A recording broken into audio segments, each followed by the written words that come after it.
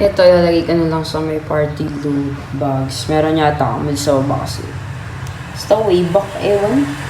Marami ka man ganun eh. Alam ko, hindi ko lang chinecheck. Ayos. Let's go!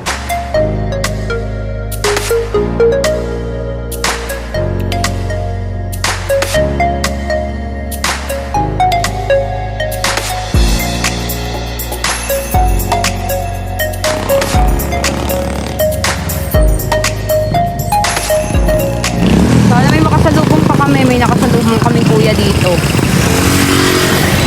na nakatira lang sa may kalsada. So sana makasalubong na lang namin sila. May ikutan namin yung buong Guada, dala-dala pa kami. Tapos yung mga loot bags, pag di namin naibigay dito sa Guada, punta ako bukas Manila, doon ko ibibigay. Babike ako, dadal dito sa Manila kasi maraming tao dun na nakatira sa Cal. Pakita na kayo sa amin. Dati kasi, alam nyo guys, may mga dito, yung mga homeless na tao. Pero ngayon nawala sila sa area nila, lalo na yung matanda dun sa malapit sa MRT, nawala dun. Carton? Baka naglalaro na sila. May naglalaro bang ganyan sa kanila? Naglalaro sa buhay. Kasi diba ganyan tayo dati na bata tayo. Ay! Oo nga. Kapang!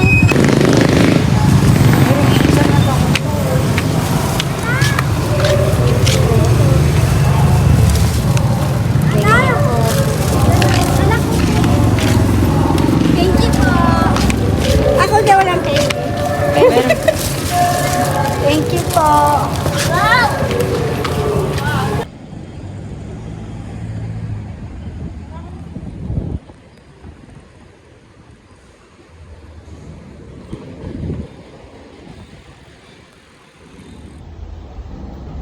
So, pupunta ako ngayon Manila.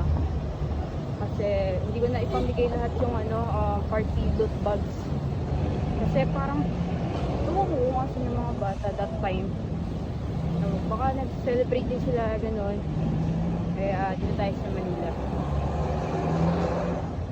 Kasi we all know that marami dito mga bata na mga palabay-labay, di ba? So, let's go!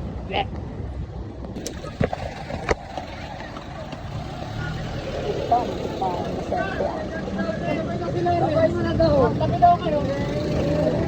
Muntik na ako pa sa empla dahil sa kapangakan ko.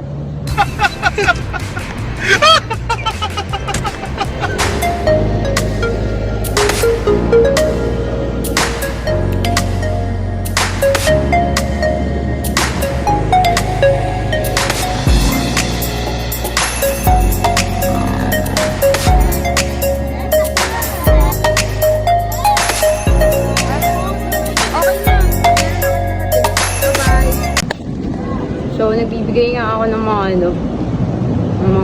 di ba, ng loot bags. Party loot bags. And then, binigyan ko yung dalawang bata kasi nakita ko kasama ni nanay nila. So, yun, nag-thank you sila.